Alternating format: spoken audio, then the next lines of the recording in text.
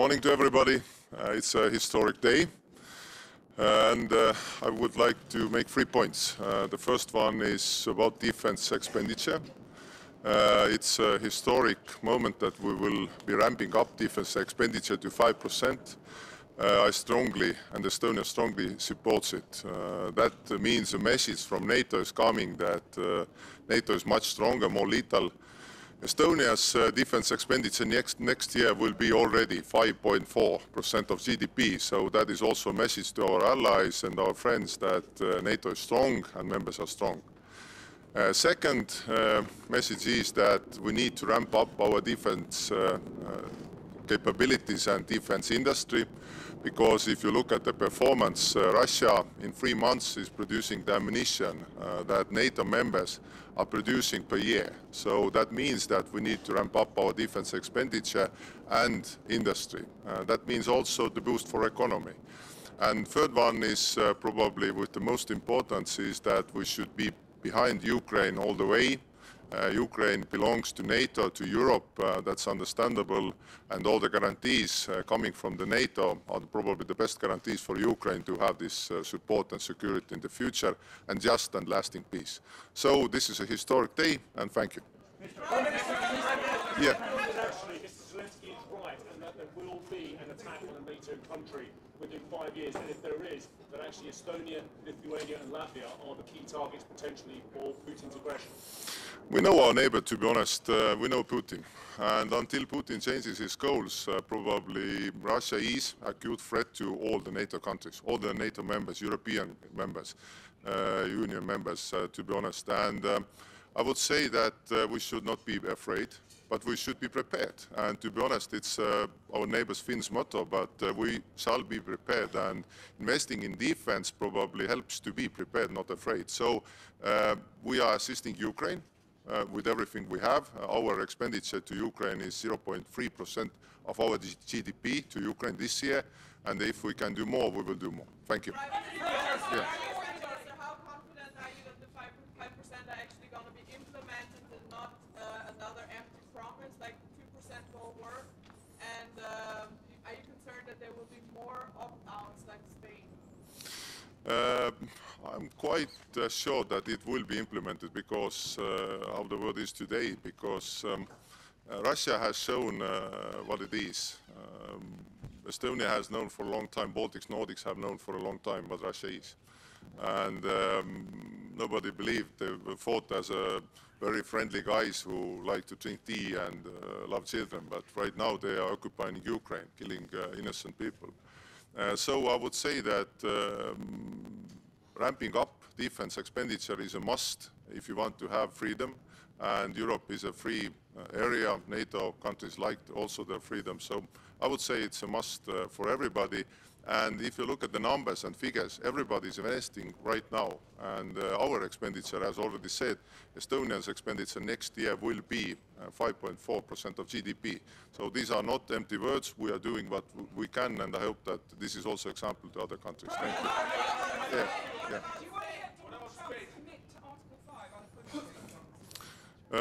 Absolutely, but I would say that for me Article 5 is absolutely working, and I would say that every time also the states needs our allies and our assistance, we will be there. Thank you.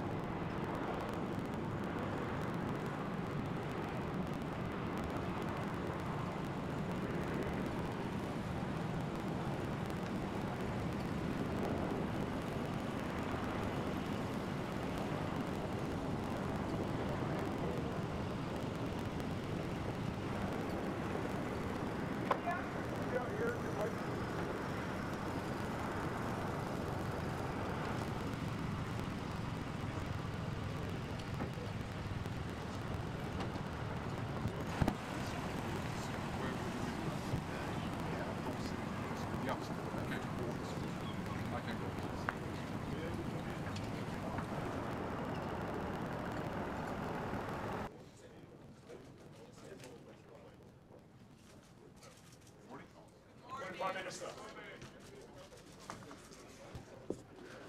So, Prime Minister, I'm sorry.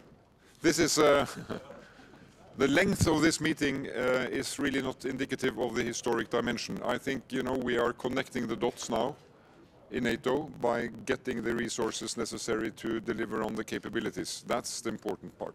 And from the Norwegian side, we will talk about the Arctic, the high north. NATO needs to be present there. That's where we are eyes and ears of NATO next to neighbor Russia. And we need to be talking about our common effort to support Ukraine. That is not really agenda point here, but we need to do it when we are together around the table. Prime Minister, huge commitment from the northern NATO members, huge commitment from Norway, Finland, Sweden, the Baltics, the Poles as well.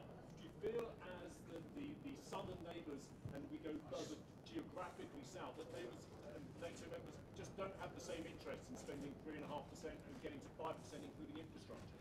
Well, I mean, this declaration is historic. We are 32 allies supporting that ambition, which is huge. I mean, remember, we have been struggling to get above 2%, and now we said 3.5%, which is necessary in order to reach our capabilities. And I just take it that, you know, we're going to do that together. A crucial decision when it comes. We are all behind that declaration. Norway deploys soldiers to Finnish Lapland, to FLF force. What you can tell about that? Well, Finland is our closest neighbor and friend, now NATO ally, and we work very closely together on Finnish dimension, which is along land border. Norwegian dimension is along sea border. And that's what the Northern Nordic is all about. It's about understanding each other's situation and supporting security from the collective perspective. Prime Minister, Prime Minister, get in the way of the 5% target that is actually implemented. Please, once more. What could actually go in the way, get in the way of implementing the 5% target? Well, I think, you know, the important part now is the percentage is set. But it's only important if we're able to have that translated into the capabilities. So we have to invest in the right equipment that goes together. If we all do the same thing just because we want to be similar, that is not delivering. So we have NATO plans, which we have agreed in Vilnius and in Washington. We have a new command structure we need to get working. So we really have to be investing in the right capabilities in the right sequence. What about Spain, who say that they can do it less? Why won't Donald Trump say publicly that? Well, I think we have 3.5 plus 1.5. The 1.5 is a kind of a new dimension, but I can tell you there's a lot we need to do in order to support our defense. I mean, from a Norwegian perspective, we have infrastructure, we have ports, we have defense against cyber, a lot of enabling capacities in society that we have to support. It seems everybody here is flattering Donald Trump and championing him. Is this the best strategy to deal with Donald Trump? I think we have to deal man to man, woman to woman, woman to man. We have to be allies. But anything revolves around his ego. You know, we deal with our allies as close friends and partners, and that goes for all. Prime Minister, Thank you. You warned about Mr. Trump's somewhat ambiguous comments on Article 5. Do you think it's still working? I take it the US is 100% behind NATO obligations and Article 5. Thank you.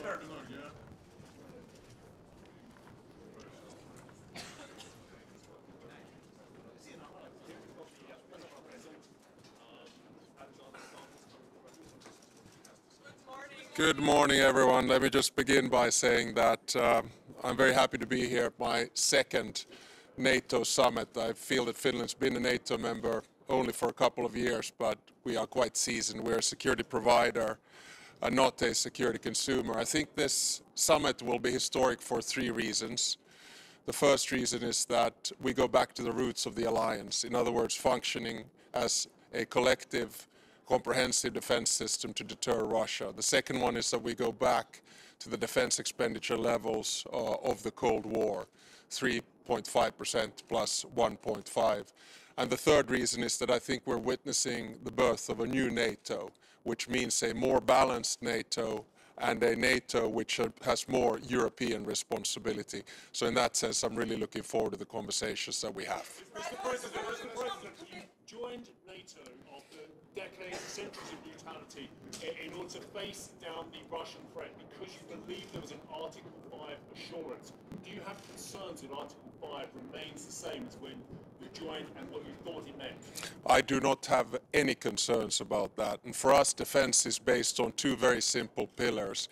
One is a strong, independent defense that we've been working on over decades because of the Russian threat. And the second one is NATO's Article 5, of which we are, of course, a strong part because after the war in Ukraine, NATO has doubled its border with Russia through Finland. So we have responsibility and we have full trust in Article 5. Wait, one at a time. We'll go like this and that. Yeah. How many times will you have to play golf with Donald Trump until he stops relativizing Article 5? I don't think President Trump is relativizing Article 5, and golf is a good way to discuss business. Does President Trump see Putin as the biggest threat to the NATO alliance? If we look at today's declaration of 5 points, it is quite clear that the number one threat to Europe and the alliance is Russia. We are not building up our defense expenditure because we are worried about any other European states. Finnish media. Speaking of the age of restlessness during the last 3 years that we're living through, do you believe that in your presidency, your lifetime, you're actually going to be able to relax and enjoy peace again? No, I think we're witnessing a change in the world order. It's very similar to the moment that we witnessed after World War I, World War II, and the Cold War. And of course, after World War I, we got it wrong. After World War II, the balance was more or less right. And after the Cold War, I think we got intellectually lazy. Now we need to sort things out, understand that the time of Western dominance is over. We're moving towards a world which is more transactional, which is more multipolar, and which is more disorderly. And this means, at least for a country like Finland, that we need to have close allies and we need to work on building up our security and defense. I'll take. Tämä on NATOlle hyvin keskeinen kokous, monella tapaa historiallinen 3 syystä.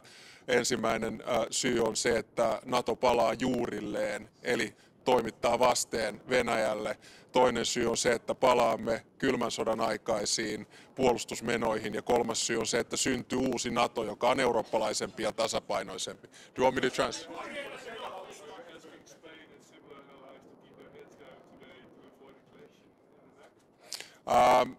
I don't think we're going to see a clash. I mean, I've seen the order of dialogue coming up, and I'm very confident that we'll get through this. Remember, this is a big win, I think, for both President Trump, and I think it's also a big win for Europe. But I'm actually taking his space. Thank you very much.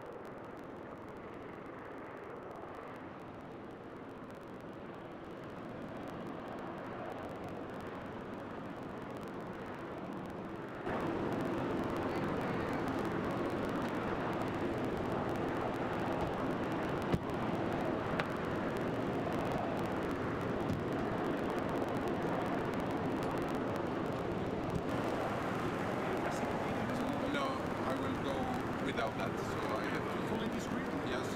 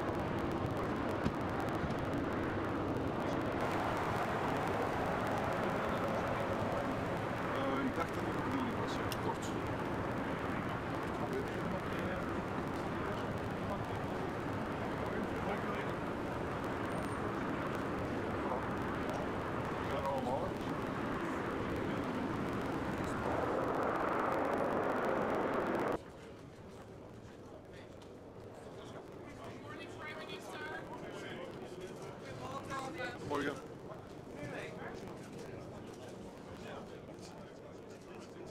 What are you expecting from today's declaration on the 5%? Will there be more opt-outs also from Belgium, from the Spanish model? I would like to underline that there are no opt-outs whatsoever. Everybody accepts the same text. It's a matter of interpretation.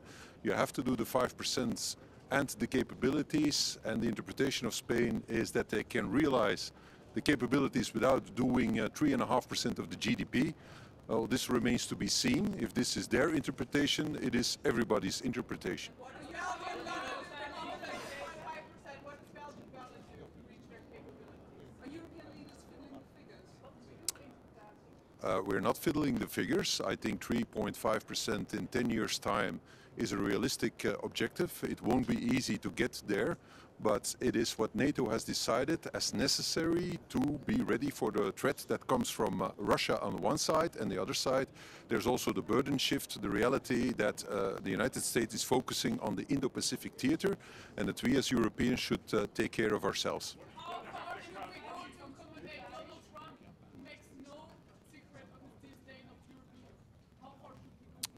I don't think it is wise to comment on that, but it is a reality that we face. So as Europeans, we should realize that our long break from history is over, and that we have to take our own responsibility for the security of our own continent in a very difficult time. Sorry? Well, there's the capability targets that we have to achieve, and if you can do it for less than 3.5% on the strict defense spending, that would be great. If we can do it, we will try to do it as well, but NATO is not foolish. If they say it's going to be 3.5 to get it done, it's probably true, but we have the evaluation in 2029 that is also decided. We'll see how the world looks like in 5 years' time. Not all at the same time.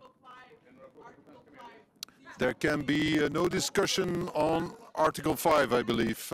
It is crucial that Article 5 is not subject to interpretation.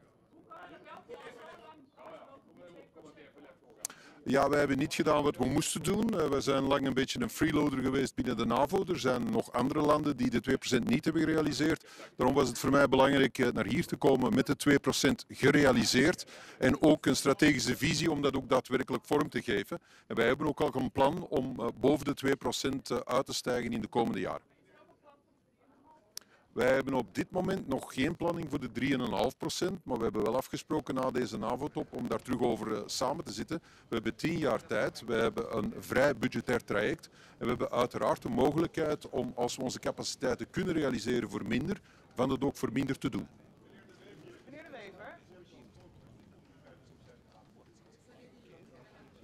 Wel, dat is een vraag die vele regeringsleiders zich op dit moment stellen. Wij hebben tijdens de Koude Oorlog altijd dit soort cijfers gerealiseerd, maar we zijn dat al tientallen jaren niet meer gewoon. Dus dat betekent dat wij zeer moeilijke beslissingen moeten nemen. We hebben wel een timeframe gekregen om dat ook effectief te doen. En ik hoop dat ons dat zal lukken.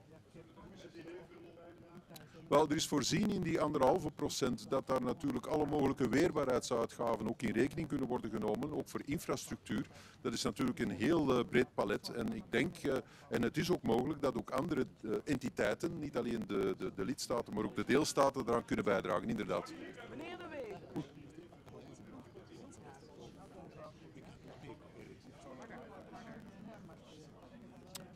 Het diner was nu niet van een aard dat wij allemaal heel serieuze besprekingen met elkaar hebben gehad. Dat was eerder een opwarmertje voor wat er vandaag moet gebeuren. Dus dat is gezellig verlopen.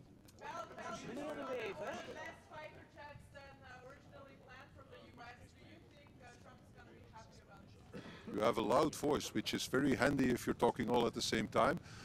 The fighter jets haven't been decided yet. We know that in the capabilities that Belgium is obligated to achieve, there is aerial defense, and we will achieve that capability. We just haven't decided yet on how we're going to do it, but certainly on the if we're going to do it, there's a decision.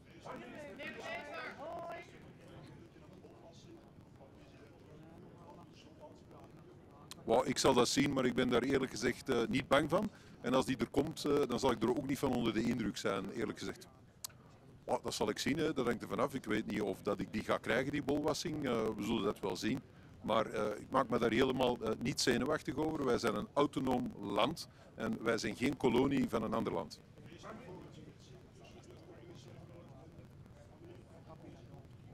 Ik denk dat eenheid uitstralen voor deze top heel belangrijk is. En dus ik denk dat we allemaal op onze woorden moeten letten. Want wij staan onder dreiging van opkomende machten enerzijds, Indo-Pacific, maar anderzijds ook het imperialisme van Rusland, het gewapend imperialisme. Het is dus niet het moment om vechtend over de straat te rollen. Dus ik denk dat we op onze lip moeten bijten. Maar we moeten ons als Europeanen de komende 10 jaar wel realiseren dat we onze eigen strategische autonomie moeten uitbouwen en dat we dus capabilities moeten realiseren die we vandaag nog niet hebben. Anders zullen wij het spel, het geopolitieke spel, moeten blijven ondergaan in plaats van spelen. Well, I understand, of course, the budgetary problems that my Spanish colleague has, because I have exactly the same problems. We're almost in the same situation. So if he says that he can achieve the capability targets of Spain spending less money, that's an interpretation that he has. Mark Rutte has confirmed that this interpretation is correct. And if he can do so, that would be great. And of course, if he can do so, others can do so as well. And we will certainly also try to achieve our capability targets. And if possible, spend less than 3.5% of our GDP. Okay? We accept the same text for the 32 NATO members. It's important to stress upon that. There is no opt-out. There are no special treatments for any member state. It is the same text. And if the interpretation of Spain is correct, anybody can interpret the text in the same way. Okay?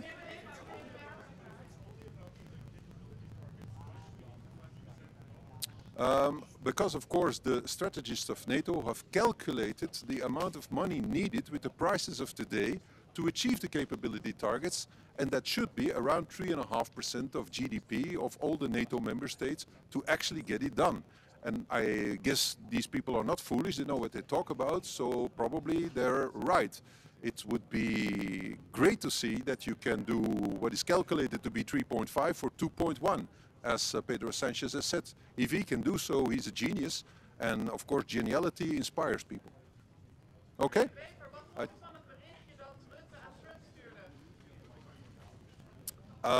Ja, u weet dat ik met een Nederlandse vrouw getrouwd ben en dat ik dus heel erg houd van dit land. Dus voor mij was het heel bijzonder en een beetje thuiskomen. Dankjewel. Ik denk dat Mark Rutte een moeilijke job heeft om iedereen in deze alliantie tevreden te houden. En dat hij veel moeite doet om zich van die taak te kwijten. Maar was het niet een beetje over de top? Hij doet veel moeite om zich van die taak te kwijten. Meneer De Wever, uw eigen parlement noemde de NAVO-verhoging compleet crazy. Hoe staat u er nu in? Ja, 5% van ons bbp uitgeven aan defensie, dat is nu niet direct iets waar je vrolijk van wordt. Maar als dat noodzakelijk is, dan zullen wij zien wat we kunnen doen. We hebben een langere tijdsperiode gekregen, flexibiliteit in het parcours en evaluatie in 29. Dat is wat we vroegen en dat is wat we gekregen hebben. Wie runt vandaag de show eigenlijk? Is dat Mark Rutte of is dat Trump? Hoe zegt u? Wie runt vandaag de show? Wie is hier eigenlijk de baas? Mark Rutte is de secretaris-generaal van de NAVO. Hij runt de show. De grootste lidstaat en de grootste spender in defensie, dat is uiteraard de Verenigde Staten. Daar zijn we ons van bewust. En als wij als Europeanen meer gelijke tred willen houden, dan zullen we meer moeten uitgeven. Niet om plezier te doen aan meneer Trump, maar om op gelijke hoogte te komen en ons eigen continent te kunnen verdedigen. Dank je wel, Ed.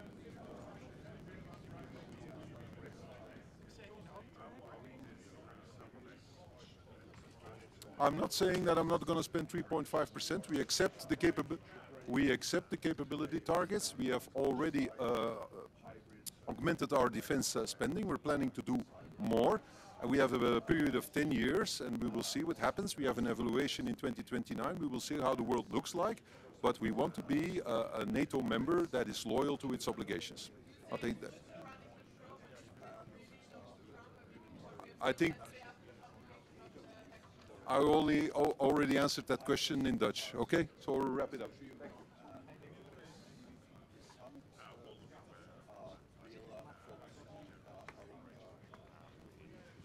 His custodianship of NATO. He had big shoes to fill, but I think he's doing a really good job in what is his first year. Thank you very much.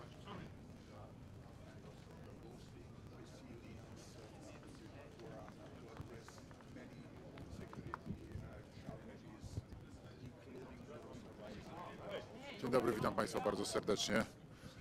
Szanowni Państwo, no, mój 11. i ostatni szczyt NATO. Bardzo się cieszę, że spotykamy się i cieszę się, że wszystko zapowiada jedność krajów sojuszu, także i tym razem. Przede wszystkim w tej najważniejszej i ostatnio bardzo często rozważanej kwestii podwyższenia wydatków na obronność. Także mam nadzieję, że podejmiemy tutaj razem decyzję w tej sprawie. Jak również i w innych kwestiach, które są dla nas bardzo ważne, jeżeli chodzi o budowanie przede wszystkim bezpieczeństwa wschodniej flanki NATO. Z naszego polskiego punktu widzenia to jest fundamentalnie ważna sprawa.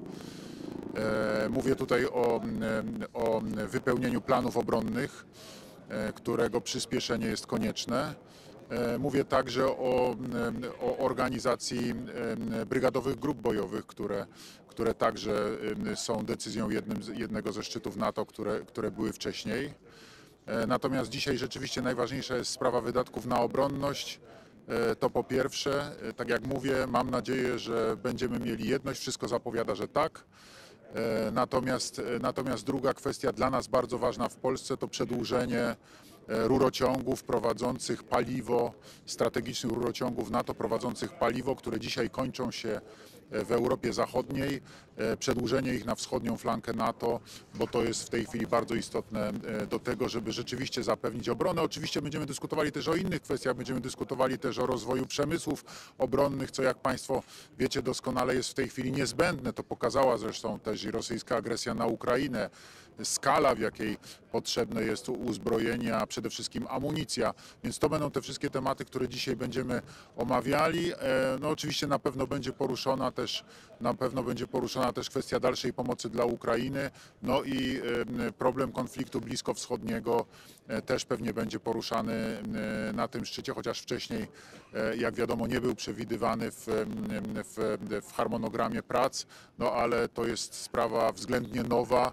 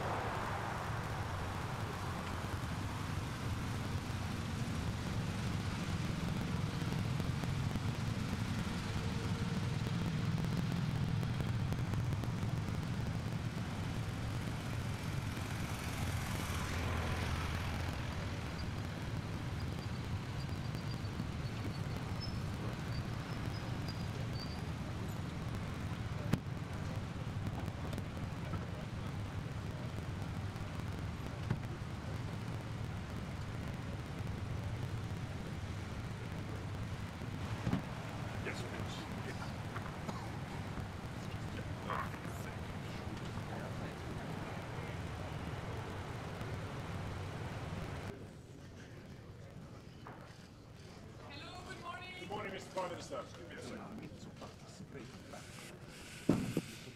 Good morning. Let me start by, first of all, as a country at the outer edge of the Eastern Mediterranean, welcome the ceasefire that was brokered by President Trump between Israel and Iran.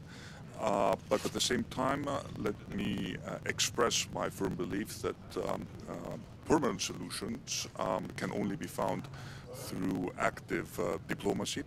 At the same time, it's important not to forget the other aspects of this regional crisis. It is absolutely necessary that we implement a ceasefire in Gaza, that humanitarian aid flows into Gaza. This is a big component of a permanent solution to the problem of instability in the region. Now, coming to this summit, I think it is very encouraging that we have all agreed to a significant increase in our defense spending. I have been a strong proponent of the need for Europe to step up our military spending and take more ownership over our own collective defense. Greece is a country which is currently spending more than 3% on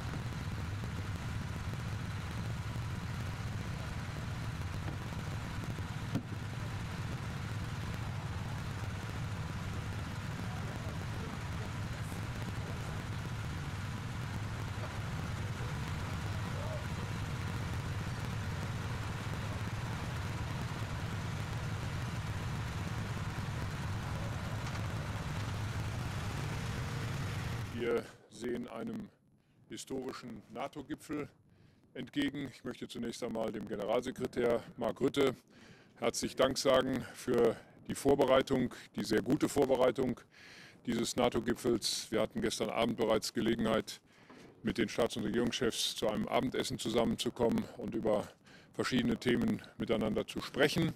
Ich gehe davon aus, dass wir heute eine gemeinsame Entscheidung treffen, die NATO in Zukunft mit wesentlich besseren Mitteln auszustatten.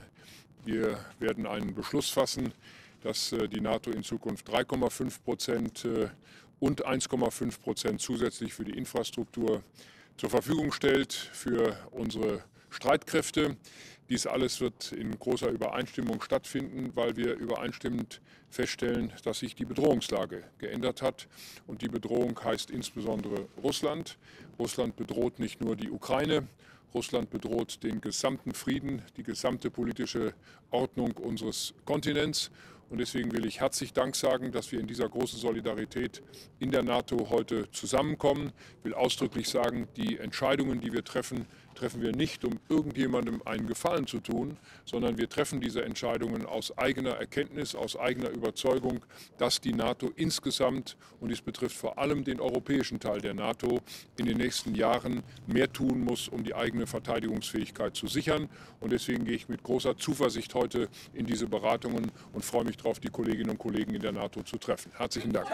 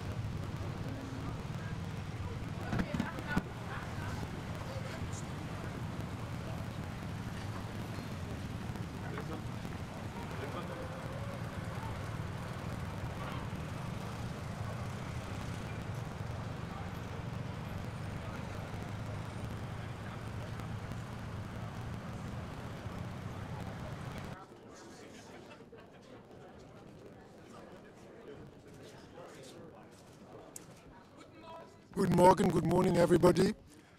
You know, NATO was founded some 75 years ago to defend international law, human rights, the rule of law, and I think this is more important than ever today at a time where we are living in, where we are seeing fundamental geopolitical changes. And in this context, it is quite impressive to see this unity among the 32 members of NATO. I think Europe needs to be a strong pillar of NATO, and that is why, independent of percentages, it is important that we strengthen our military capacities, but moreover, our general security. That goes cyber security, our competence to manage space, satellites, and indeed my country, Luxembourg, has some know-how in that area. So we need to put everything together so that tomorrow NATO will be a strong defense alliance, make sure that we can protect the way of life of our citizens, and to do that together with the United States is of course an asset, because there are many around us who do not like the way of life we have. So I'm happy to be here and to support this common effort for more security. How truly committed is Donald Trump to NATO, you think? The fact that the President of the United States is here today is a strong commitment, I think, to NATO. But he keeps threatening to pull out from his NATO obligations. I'm here to listen to the President of the United States and to all of the other colleagues. Being together is already something important that we witness here today.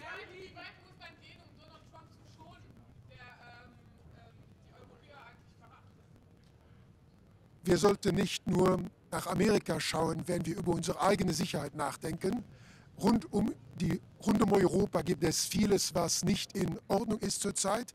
Wir haben Russland, wir haben den Nahen Osten, wir haben Ambitionen von China und wir müssen selbst in Europa für unsere Sicherheit sorgen.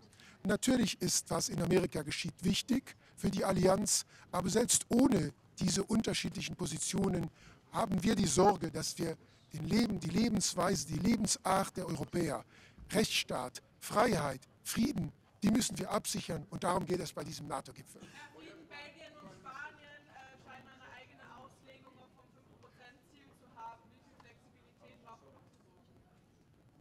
Der Weg zu diesen Ausgaben, den muss jeder Staat selbst beschließen, und ich glaube, das, was NATO-Generalsekretär Rutte Spanien geschrieben hat, gilt natürlich für alle. Das heißt, jeder muss souverän, eigenständig seinen Weg zu diesen militärischen Kapazitäten und allgemein zur Sicherheit festlegen. Wir haben 10 Jahre, um das zu tun, und ich glaube, da muss jeder seinen Weg finden, auch angesichts seiner geografischen Lage und seiner Geschichte. Vielen Dank.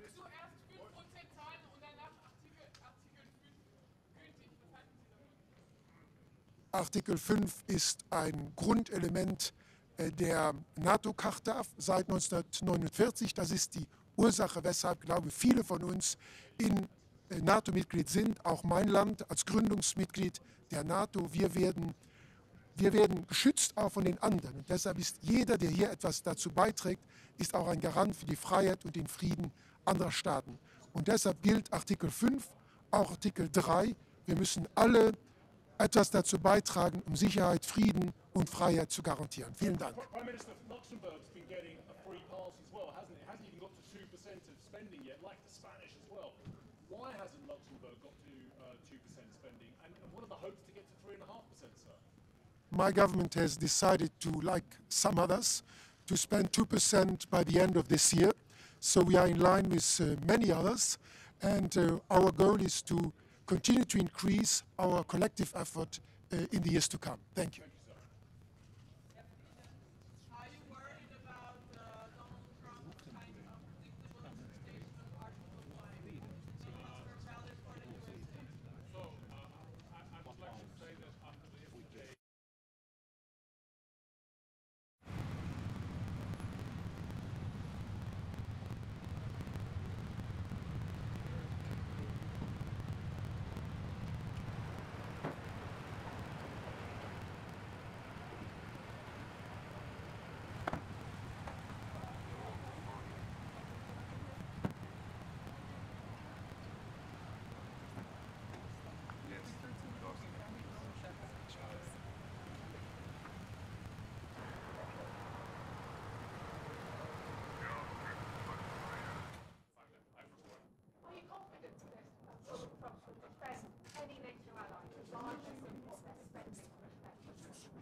I'm confident, but I'm afraid that Russia might have to do it, so we have to get ready and spend 5% of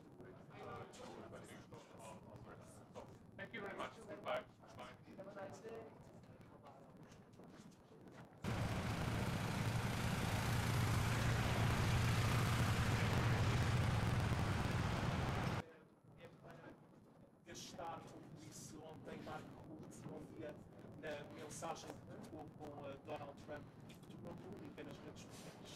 Bom, muito bom dia. Eu queria destacar no início desta cimeira 3 aspectos que me parecem determinantes num momento que é um momento particularmente relevante da nossa aliança. Em primeiro lugar, a nova ambição que sairá deste nosso encontro no que toca ao investimento na área da segurança e defesa, com vista a termos uma aliança atlântica com maior capacidade de dissuasão e de defesa do seu espaço territorial. Para esse efeito, todos teremos de fazer um esforço e este é um marco significativo da assunção de uma corresponsabilidade, nomeadamente na Europa, podermos acompanhar um nível de investimento compatível com os grandes desafios para enfrentarmos as ameaças e assegurarmos aos cidadãos europeus e também aos portugueses o cumprir da nossa democracia, dos direitos fundamentais dos cidadãos, da possibilidade de continuarmos a ser uma nação soberana, com os nossos aliados a constituírem connosco um espaço de dissuasão de qualquer ameaça à nossa integralidade e ao nosso espaço. Para esse efeito, teremos de investir mais na área da defesa e a segunda nota é reiterar mais uma vez que, da parte do governo português, nós apoiamos.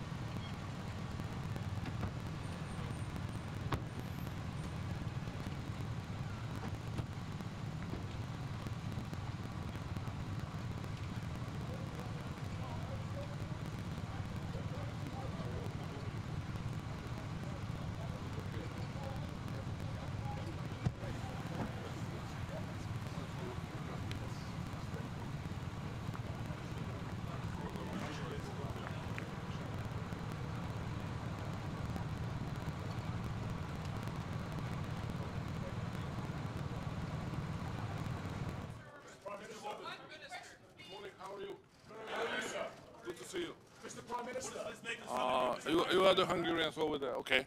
Mr. Prime Minister, Yeah. are we moving to 5% from Hungary's point of view? If so, is this enough of a level to deter Russian aggression? And is NATO creating more problems in its relations? Too long. The question is too long. Sorry. Okay, Come back to the 5%. Yeah. With one precondition. So we are able to do it. It's not easy, but the whole calculation of budget regulation of European Union must be changed.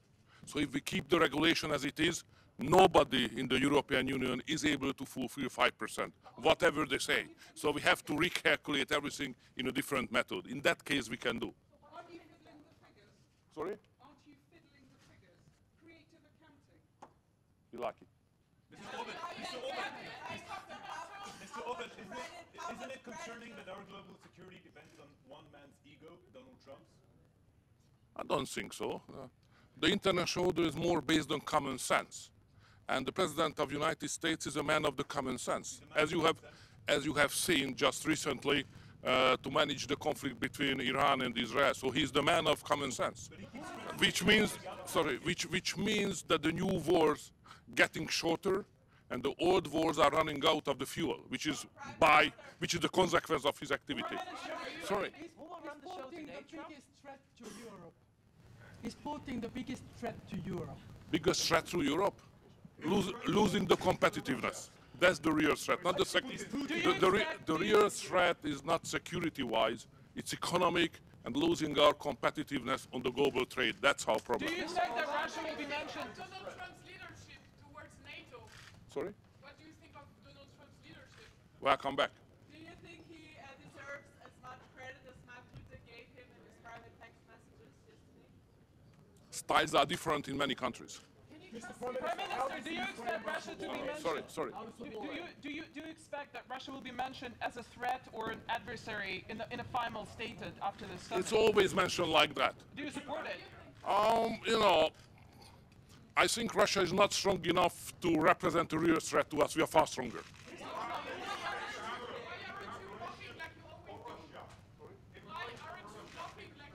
Blocking what? No, we don't block it.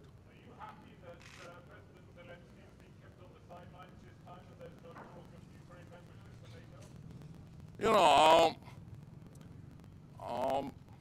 NATO has no business in Ukraine. Ukraine is not member of NATO, neither Russia. And my job is to keep it as it is. Thank you very much.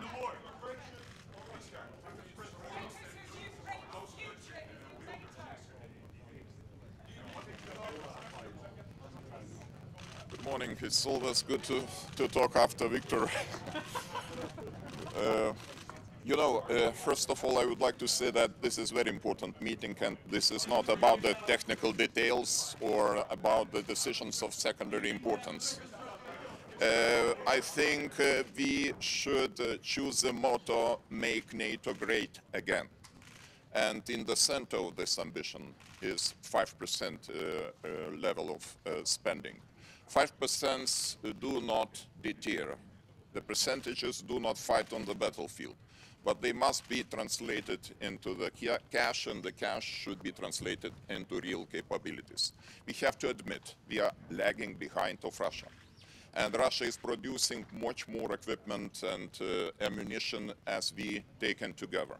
So for Baltic countries, for the Lithuania I represent, it's pretty clear that we even don't need the transitional periods. We are ready to do our job right now, 4% this year, and next year we intend to spend 5.25% of our GDP, keeping that level of spending until 2030. I would like to extend my gratitude to President Donald Trump, because without his engagement, I can imagine that we would discuss probably the level of 2.5% with no clear outcome and positive outcome. Probably those discussions will lead to nothing.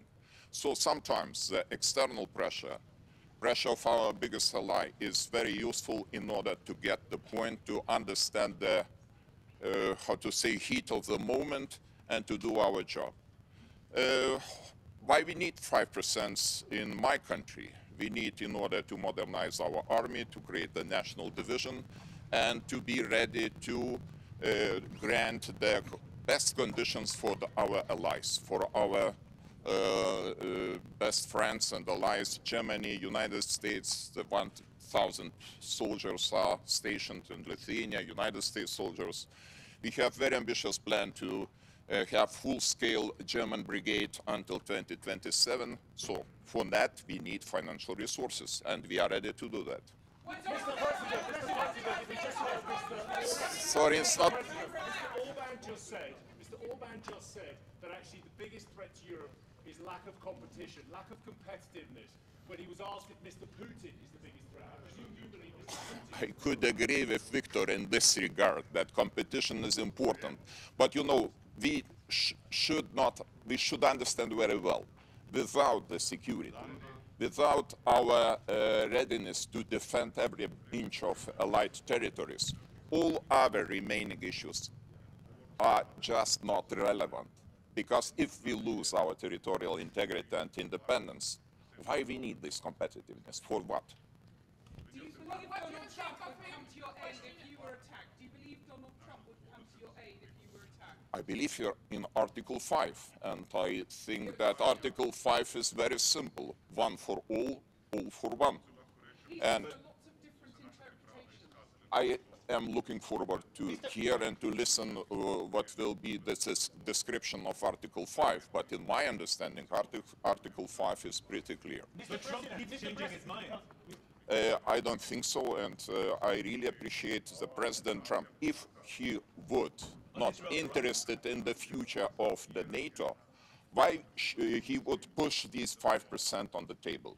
I think this is very important to understand. If some person is interested to get the organization stronger, then proposals are coming, and proposals are coming from our biggest ally, and we have to respect those proposals. But Mr. President, what do you think? What is your assessment? Why Russia poses so big threat to us now? What are Mr. Putin's goals at the moment? Let's go to the year 2007-2008. Mr. Putin said that the largest tragedy of 20th century was the collapse of Soviet Union. And if you listen what he's saying carefully, you will explain all the activities we faced in the recent decade, starting from Crimea, going to the war in Ukraine, and of course these threats. These threats are around us. And of course we should talk not only about Ukraine, Middle East, incidents in the Baltic Sea, almost everyday incidents, attacks against the critical infrastructure.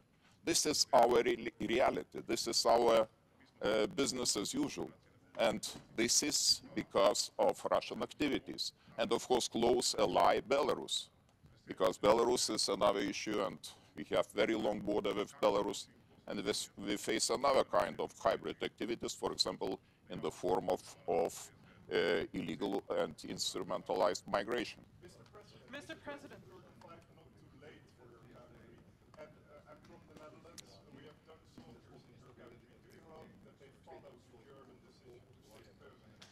We appreciate very much your contribution, because this is integral part of EFP troops in Lithuania, and we all are working as a one strong power. 2035, of course, looking from our perspective, it is too late, because as I mentioned, we are ready to spend immediately 5%, and we would be happy to see that our allies, our partners, we are ready to do the same. But you know, NATO, like the European Council, is the organization of the consensus. If they reach the consensus, and the consensus is 2035, let's be like that, and I hope that we will increase the financing every year consequently in order to reach this target. Mr. President, given that everyone seems to be As a forerunner on defense spending, how concerned are you about the flexible interpretation of the 5% target from Spain and Belgium? Do you think this can actually jeopardize the declaration? I read the sentence. Allies are obliged to spend 5%, 3.5% on the core defense spending, 1.5% on additional infrastructure spending, and to do that until 2035. And I cannot see any interpretations in the text. We all are obliged, and this is our common duty, to do the best. We should just make organization capable to withstand the pressure, not necessarily only the pressure of Russian Federation, but also the pressure of some other hostile nations. So this is our task. Everyone seems to be having a different interpretation of what Donald Trump meant about Article 5. Do you believe that allies should have this conversation today at the table? I don't know if there will be some conversation. It would be very useful, because it would be pretty clear what is Article 5. And maybe we need this very frank discussion about Article 5, because if we describe and we understand Article 5, we all together, we understand, our understanding is the same, of course it would mean that organization will be safer without no interpretations. Maybe this discussion has to come. So you agree that now everyone has like slightly different maybe interpretations? I will have some more answers to your question probably after our today's meeting. Thank you. Thank you. Yes, I hope that the bilateral meeting of President Zelensky and United States President Donald Trump will take place. And I hope this is most important to know, that there is close contact between United States and Ukraine. And it's very important to keep this constant contact, to explain the arguments, to explain the situation, because the situation is changing every day. We understand. We are not far away from Ukraine. We understand the situation is changing.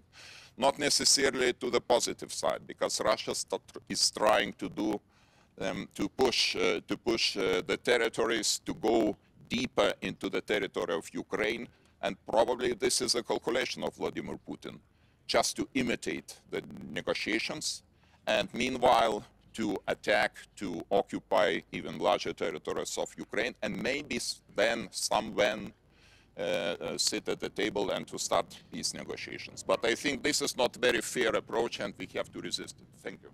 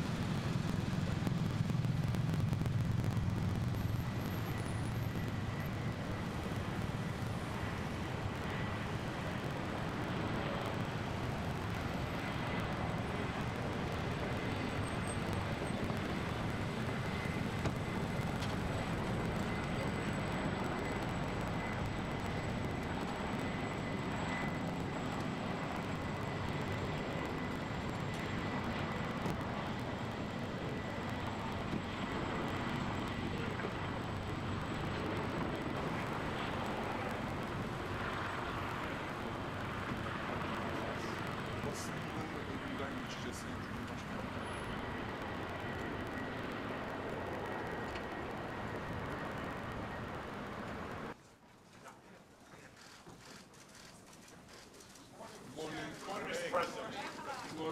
morning, Mr. President.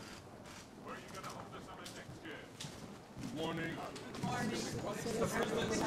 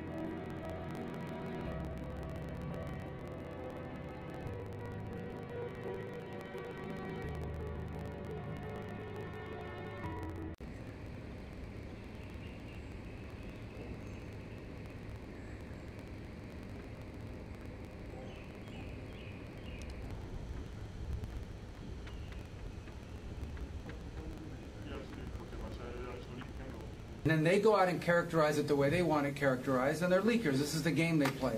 So that's number one. Number two, here's a fact. The conversion facility, which you can't do a nuclear weapon without a conversion facility. We can't even find where it is, where it used to be on the map. You can't even find where it used to be because the whole thing is just blackened out. It's gone. It's wiped out. It's wiped out. Then we dropped 12 of the strongest bombs on the planet right down the hole in 2 places. Everything underneath that mountain is in bad shape. And I refer you to the statement of the IAEA, Mr. Grossi. Yes. You know what he said? He said there was Iran, the way it looked the day before the attack, and what their nuclear program looks like now. 2 very different things. They are way behind where they were just 7 days ago. Now, anything in the world can be rebuilt, but now we know where it is. And if they try to rebuild it, we'll have options there as well. But all this leaker stuff, these leakers are professional stabbers. That's what they are. They go out and they read this stuff, and then they tell you what it says against the law, but they characterize it for you in a way that's absolutely false. There's no way Iran comes to the table if somehow nothing had happened. This was complete and total obliteration. They're in bad shape. They are way behind today compared to where they were just 7 days ago because of what the president did. Marco, can I just alert you to one other aspect? So the great thing is you took out the nuclear capability of Iran. This was crucial. You did it in a way which is extremely impressive. But the signal sends to the rest of the world that this president, when it comes to it, yes, he is a man of peace, but if necessary, he is willing to use strength, the enormous strength of the American military. So I think that signal to the rest of the world, this is far beyond Iran, is extremely important. So let me also point us to that aspect of what happens. They went down, Iran went down to the site afterwards. They said it's so devastated, and they settled when they saw what we did to it. And frankly, if we didn't do that, they would have had a lot of ammunition to keep going. They wouldn't have settled. Somebody brought that up, and 2 Iranians went down to see it, and they called back, and they said, this place is gone. So it's just fake news by CNN, which has got no ratings. It's a failed network. Anybody here from CNN, by the way? Because you're really disgraceful network. MSNBC, I think, is actually worse. But they're all pretty bad. But yours is good, Katie, I'll tell you. You know what Marco reminded me that he did such a nice job there? It was 9 years ago I had to debate this guy. It was not easy. I think he even got better. But when you were into your little thing, I said, this is when I had to debate this guy. You think it's easy to debate him? It's not easy. How long do you think that the Iranian nuclear program has been put back by these strikes? Years or totally obliterated? I think basically decades, because I don't think they'll ever do it again. I just don't think they're going to do it. I think they're going to take their oil, they're going to have some missiles, and they'll have some defense. I think they've had it. I mean, they just went through hell. I think they've had it. The last thing they want to do is enrich. They've been trying to do it. By the way, it's hard to enrich. And, you know, when you look at a site like that, very, very hard to build. Very, very hard, very expensive. They spent trillions of dollars trying to do this thing, and they didn't come up with it. And we're actually getting along with them very well right now. But had we not succeeded with that hit ended the war. That hit ended the war. I don't want to use an example of Hiroshima. I don't want to use an example of Nagasaki. But that was essentially the same thing. That ended that war. This ended that with the war. If we didn't take that out, they'd be fighting right now. Mr. President? Yeah. If the Iranians do rebuild, would the United States... If they rebuild? Would the United States strike again? And I have also a question about Russia. But I'm not going to have to worry about that. It's gone for years, years. Very tough to rebuild because the whole thing has collapsed. In other words, inside, it's all collapsed. Nobody can get in to see it because it's collapsed. You can't go in to see a room that has, 10 million tons of rock in it. And the tunnels are totally collapsed. But if they rebuild? Well, they've already looked at the tunnels. This was an unbelievable hit by genius pilots and genius people in the military, and they're not being given credit for it because we have scum that's in this group, and not all of you are. You have some great reporters, but you have scum. CNN is scum. MSDNC is scum. The New York Times is scum. They're bad people. They're sick. And what they've done is they're trying to make this unbelievable victory into something less. Now, even they admit that it was hit very hard, okay? But it wasn't hit hard. It was hit brutally, and it knocked it out. The original word that I use, I guess it got us in trouble because it's a strong word. It was obliteration. And you'll see that. And it's going to come out. Israel is doing a report on it now, I understand. And I was told that they said it was total obliteration. They have guys that go in there after the hit, and they say it was total obliteration. And, I don't want it for me. I want it for the pilots. I want it for the military. They did such a good job. If you were in the Situation Room with me, with the generals and all of the people that did such a good job, and then they get demeaned by these idiots at CNN who can't get ratings, the place is dying, nobody wants to even waste their time going on their shows. So they form with the New York Times, who's dying also. Without Trump, you wouldn't have a New York Times. And then just changing gears to your meeting with Zelensky later today, Can you give us any preview of what the two of you might be discussing? No, well, we'll discuss the obvious. We'll discuss his difficulty. He's got a little difficulty. Zelensky, he's a nice guy. I mean, I'm going to meet him today. I don't know. I assume we're going to be discussing Ukraine. Yes. And it seems like the most Is likely. there any restart talks there or anything that you might do? Well, we're going to see. I mean, I've spoken to Putin a lot, and he actually was very nice. He volunteered help on, as you know, on Iran. I said, no, I don't need help on Iran. I need help on Russia. Okay? I said, do me a favor. Help us on Russia, not on Iran. But he was very nice. We're going to talk about that. We're going to talk. I think progress is being made. I think great progress is being made on Gaza. I think because of this attack that we made, I think we're going to have some very good news. I was talking to Steve Witkoff, who, by the way, is terrific, and who knows more about this subject than anybody, the subject of what we were just talking about. He was on last night with Jesse and with Laura and with Sean. And boy, Susie has a great take on it. He just explains it so easily. He's really very knowledgeable. But he did tell me that Gaza is very close. Mr. President, just one follow-up on Iran. Both you and Secretary Rubio and Hexet mentioned the leaders. But can you clarify, is the intelligence correct or is the intelligence wrong? Well, the intelligence was very inconclusive. Okay. The intelligence says, we don't know. It could have been very severe. That's what the intelligence says. So I guess that's correct. But I think we can take that we don't know. It was very severe. It was obliteration.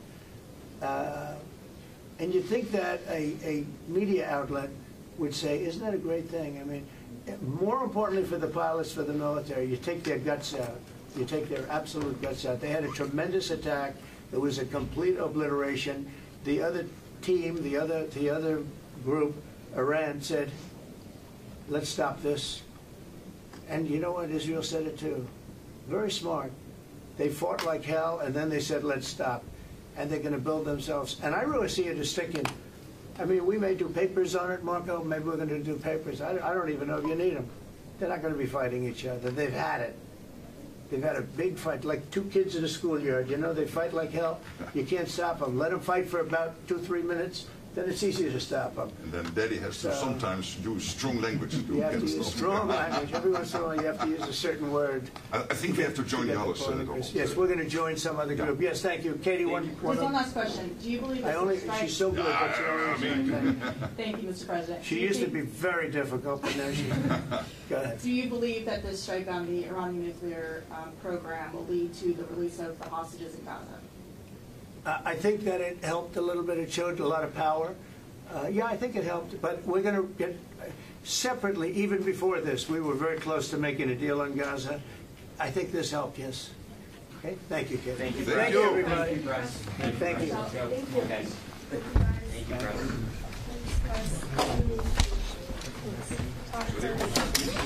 Thank you, President. Thanks, guys. Standing there at the door. It's not bad. Very low key. Hey, can we hire him on our He's done a good job there. We were friends from the day one. He knew exactly how to play me. Oh, you knew how to play me. Yes, on and go to I said, you're the most incredible leader anywhere in the world. And then you see to get $950 million.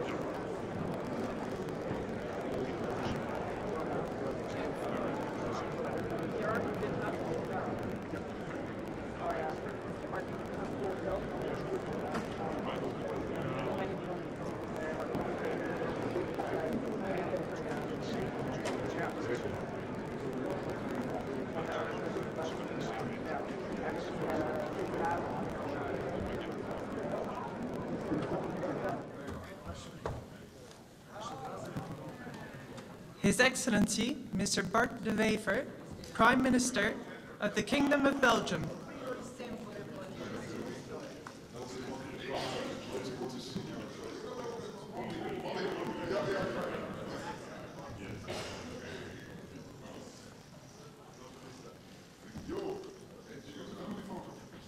His Excellency, Mr. Rosen Yeliaskov, Prime Minister of the Republic of Bulgaria.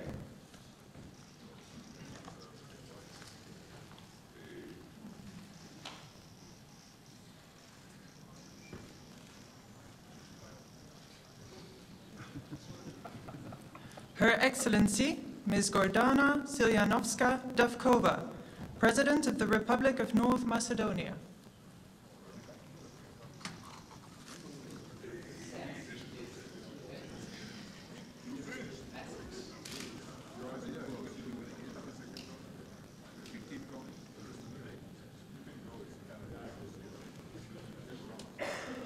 Her Excellency, Ms. Kristrún Frostadóttir, Prime Minister of the Republic of Iceland.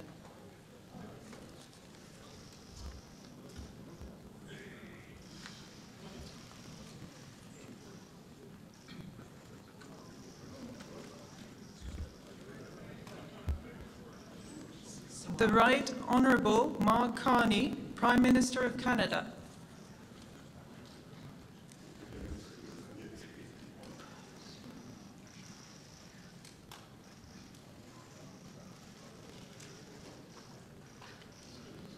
His Excellency Mr. Kristen Michal, Prime Minister of the Republic of Estonia.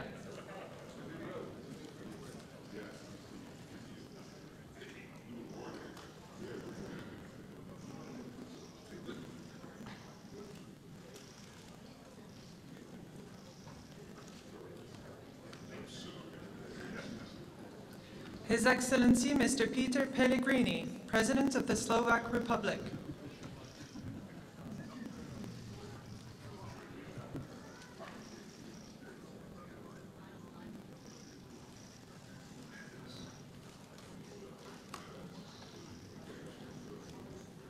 His Excellency Mr. Pedro Sanchez, President of the Government of the Kingdom of Spain.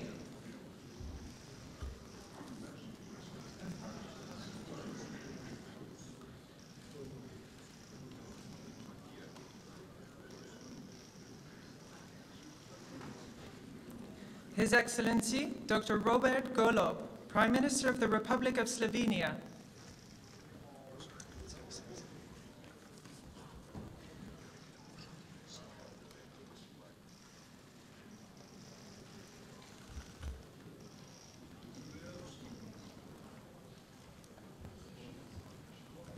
His Excellency Mr. Jonas Gahr Støre, Prime Minister of the Kingdom of Norway.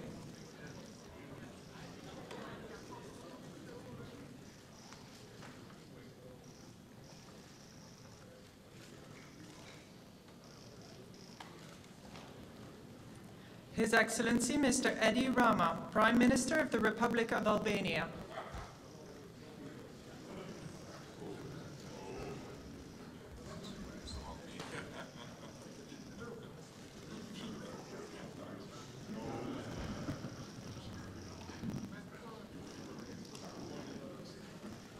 His Excellency Mr. Gitanas Nausėda, President of the Republic of Lithuania.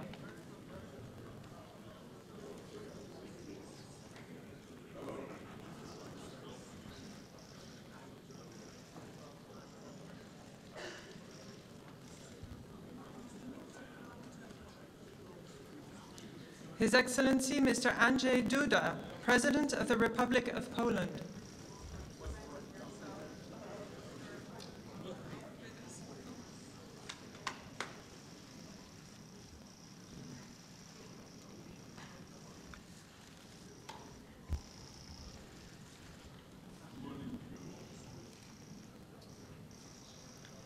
His Excellency Mr. Recep Tayyip Erdogan, President of the Republic of Turkey.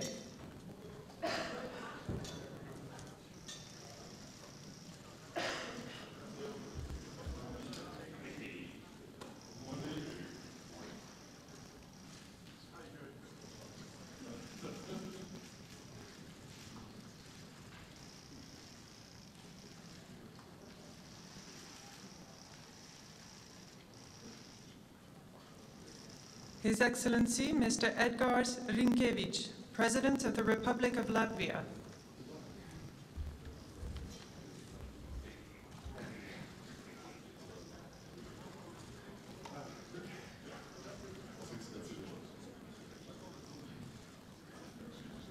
Son Excellence, Monsieur Luc Frieden, Premier ministre du Grand-Duché de Luxembourg.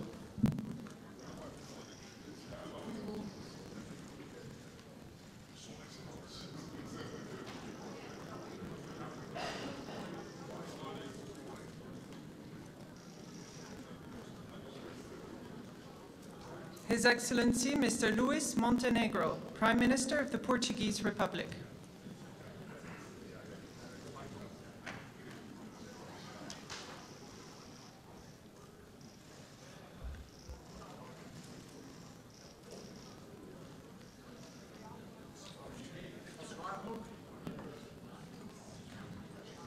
His Excellency Mr. Ulf Kristersson, Prime Minister of the Kingdom of Sweden.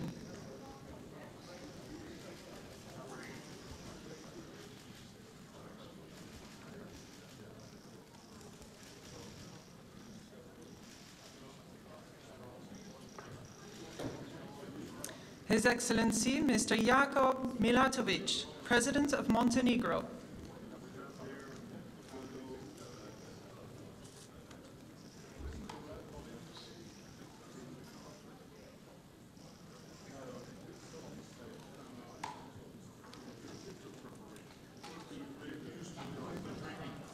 His Excellency Mr. Petr Pavel, President of the Czech Republic.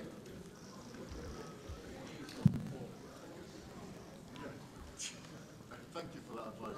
Just as I'm going up.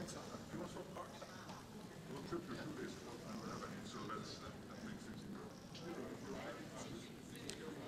go. His Excellency Mr. Nicu Șordan, President of Romania.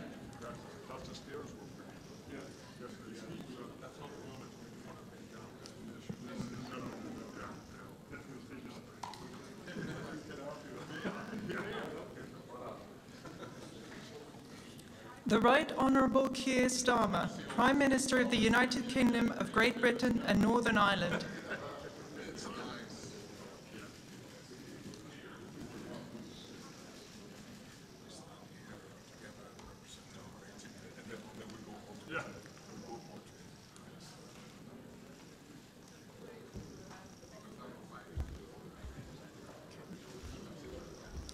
His Excellency Mr. Kyriakos Mitsotakis, Prime Minister of the Hellenic Republic.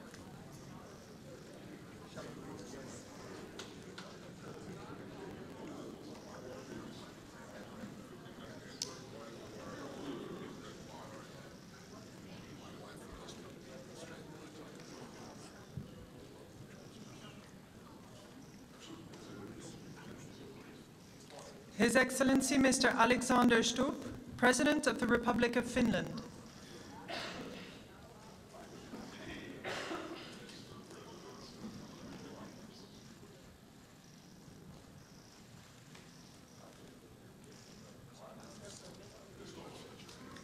His Excellency Mr. Friedrich Merz, Chancellor of the Federal Republic of Germany.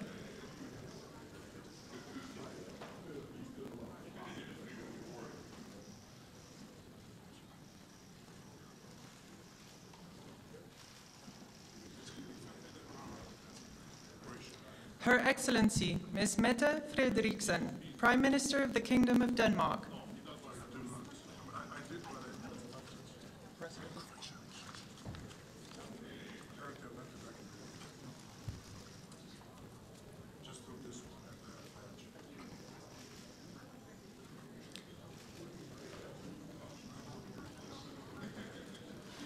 His Excellency, Mr. Zoran Milanovic, President of Croatia.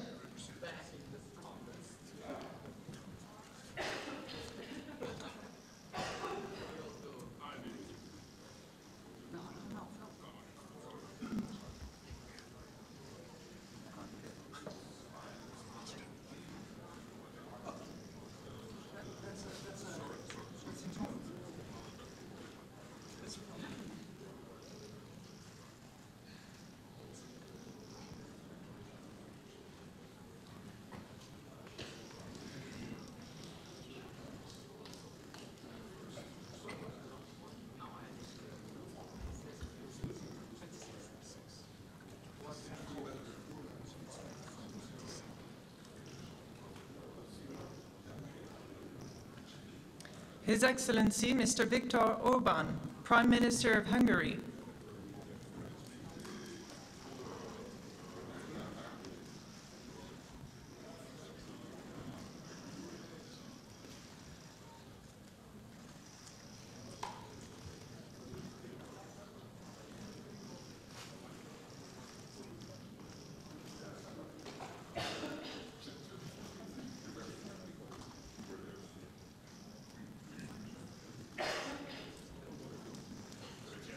Her Excellency, Ms. Giorgia Meloni, President of the Council of Ministers of the Italian Republic.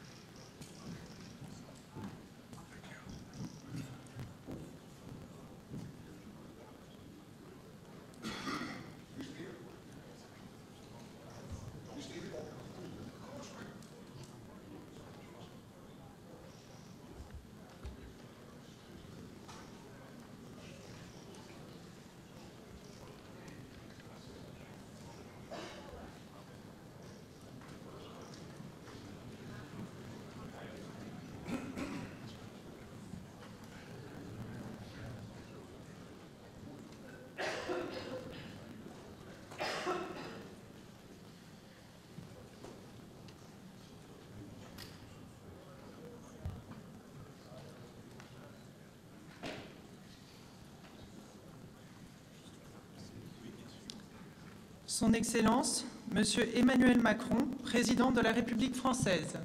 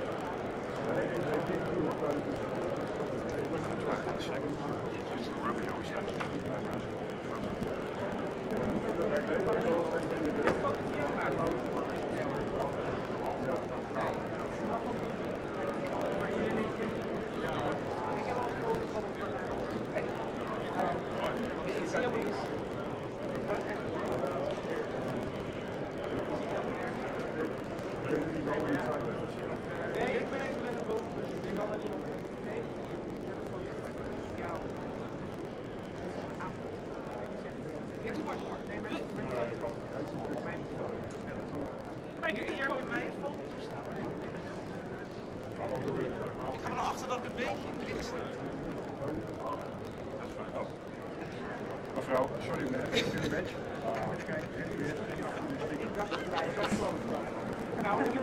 Nee, maar gewoon tussendoor, dat maakt niet uit.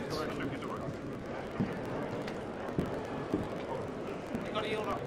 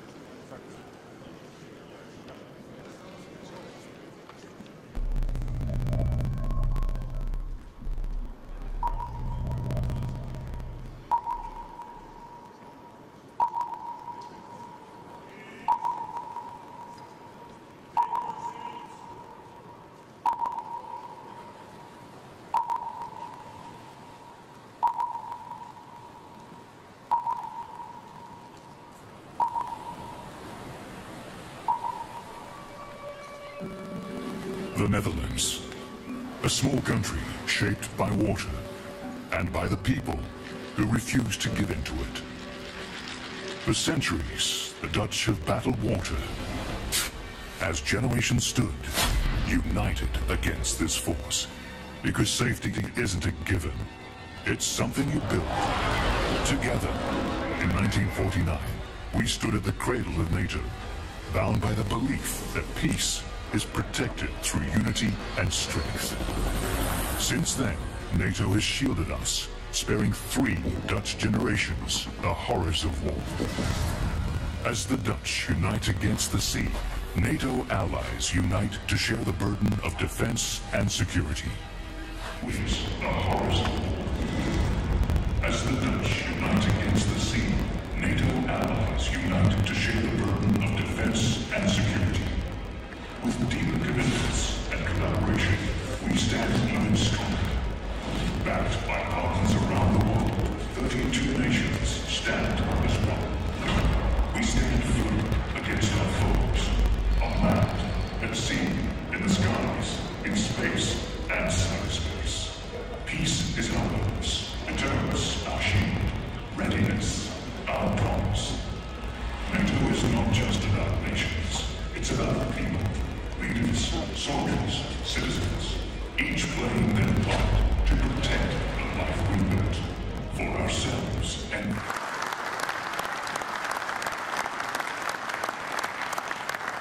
So, good morning. Good morning to you all, and welcome to this leaders session of the North Atlantic Council. We meet at a dangerous moment for our 1 billion citizens. Good morning to you all, and welcome to this leaders session of the grouping of adversaries seeks to divide and challenge us. There's war in the Middle East, terrorism poses a persistent threat, and new technologies bring opportunities, but also many serious security challenges.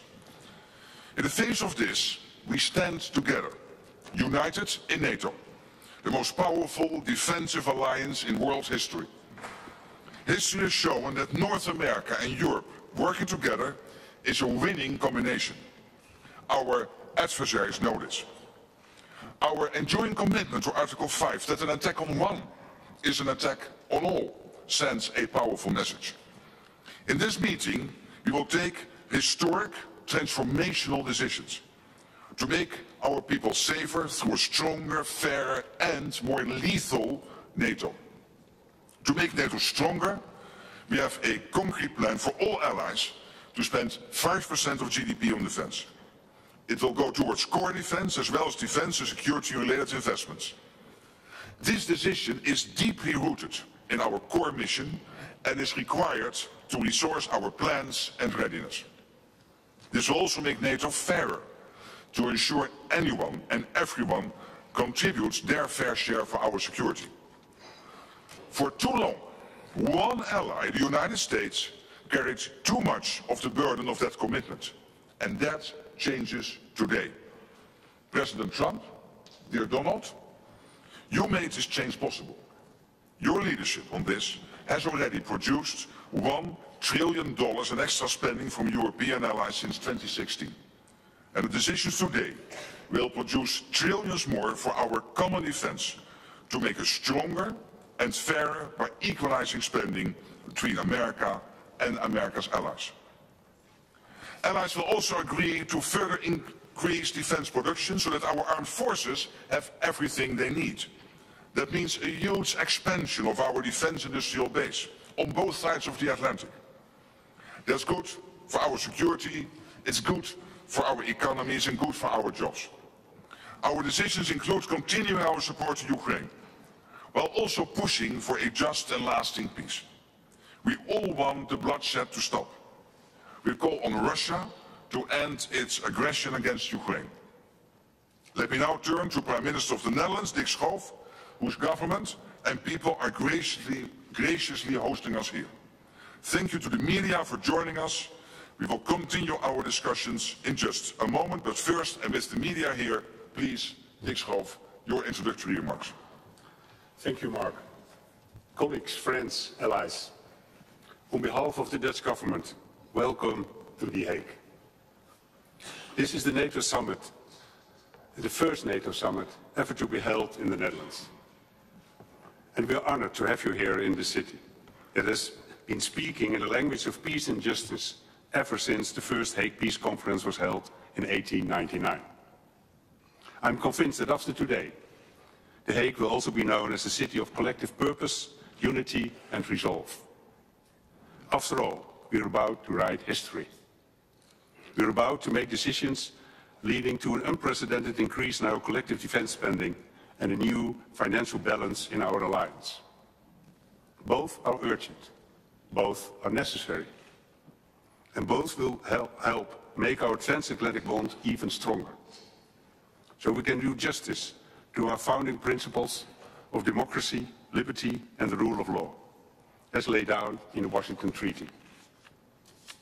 The last NATO event held in The Hague was a foreign minister meeting in 1989, just as the Iron Curtain was beginning to break apart on the eve of the Cold War's end. And for a period, we hoped and believed that relations with Russia would continue to thaw. But the end of history turned out to be an illusion. An illusion that was shattered for good when Russia brutally invaded Ukraine. So today, there is a renewed awareness in our ranks that peace cannot be taken for granted, that it must be protected constantly and with conviction. And yes, peace comes at a cost. We must act on this swiftly and decisively. So let's stand united and embrace the Hague Defense Investment Plan. Let's go to work and write that history today. Thank you.